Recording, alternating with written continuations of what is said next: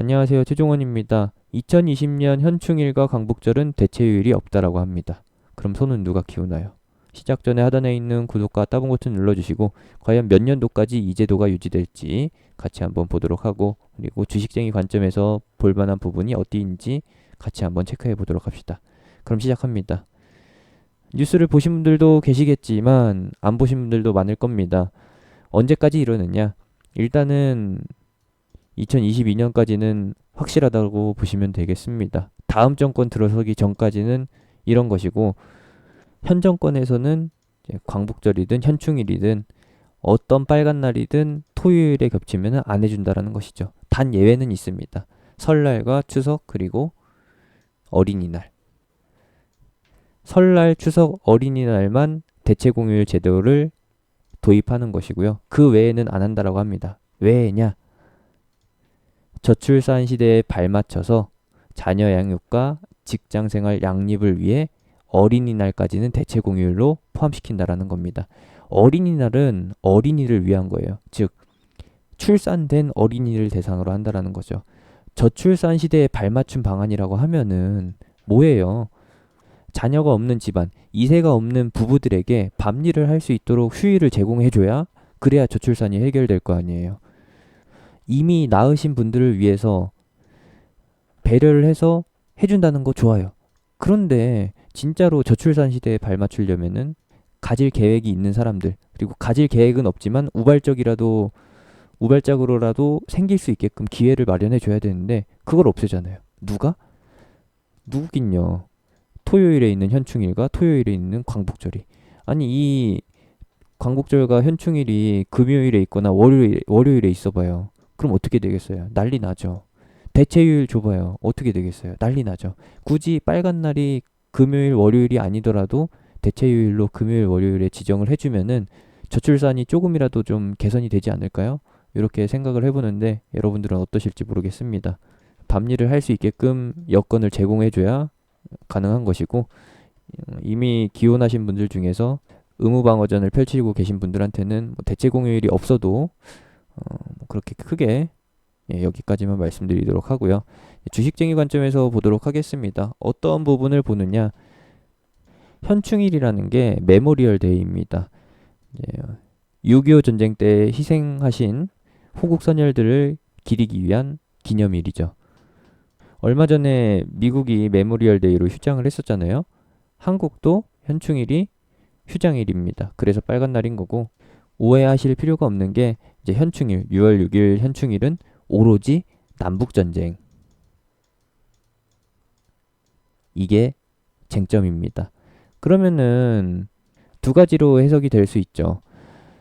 지난 몇십 년간은 남북전쟁으로 인해서 남북 간의 관계가 좀 서먹서먹했었지만 이제는 그것을 딛고서 더 나아질 수 있다라는 거, 개선해 나갈 수 있다라는 쪽으로 해석이 될 수가 있는 거고, 아니면은 괜한 전쟁으로 인해서 그 당시에 필요 없는 희생이 발생이 됐었고, 지금도 그것 때문에 한반도를 둘러싼 주변국들의 간섭 때문에 계속 이렇게 남북 간의 격차가 벌어지고 있는 게 아니냐, 이런 식으로도 볼 수 있는 거고요. 논외로 따지게 되면은 그냥 급발진해가지고 북한 때문에 이런 상황이 온 게 아니냐라고 할 수 있는데, 현 정부의 정서에 맞춰 간다라고 하면은 남북 전쟁의 행사를 기념 기리는 식으로 해가지고 호국선열들을 기리는 식으로 해서 하겠지만, 우리 대북주 보유자분들 관점에서 봤을 때에는 굳이 북한을 자극할 필요가 없잖아요.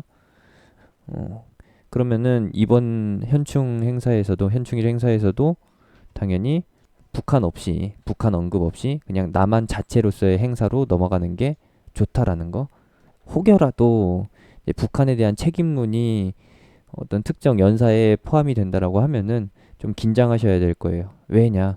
중국이나 일본이 한국과의 어떤 관계에서 발뺌을 한다라고 하면은 북한 역시도 그런 태도를 취하는 게 뭐 빈번했기 때문에 굳이 긁어서 부스럼 만들 필요가 없다. 이번 현충일 행사도 작년이랑 똑같이 그냥 북한 언급 없이 조용히 치르는 게 맞다라는 거. 그 정도까지입니다. 혹여라도 이제 주식쟁이 관점에서 봤을 때에는 이번 뭐 연설이나 행사에서 북한이 언급된다.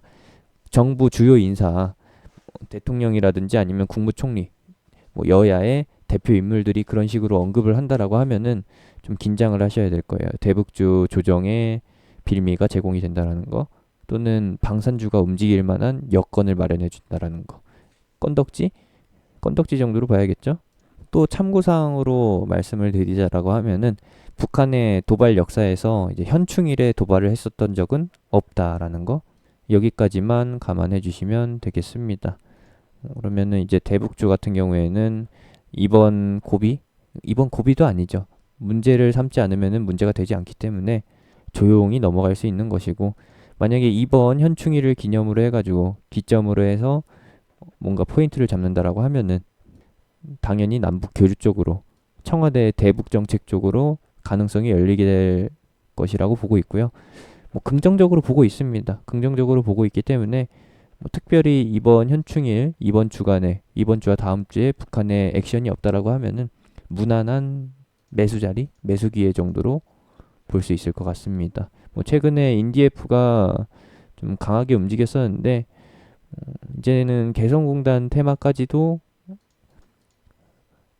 상승 흐름에 같이 나란히 가고 있고요. 아직 애매하다라고 볼 수 있는 것은 뭐 가스관 테마, 그리고 전기 쪽 송전 테마가 있고요. 이번에 농업 관련주 같은 경우에는 한번 반응을 보이긴 했었는데 식품 지원 쪽이 미중 무역 갈등 쪽으로 엮이게 되면서, 그쪽으로 길을 잡게 되면서 대북 쪽이랑은 살짝 거리감이 있는 상태. 조정 받고 나서 다시 한번 상승할 때 엮일 수도 있겠지만 지금 단적으로 봤을 때는 대북 정책 쪽으로 엮이기보다는 미중 갈등 쪽으로 많이 치우쳐져 있다라는 것만 감안하시면 되겠네요.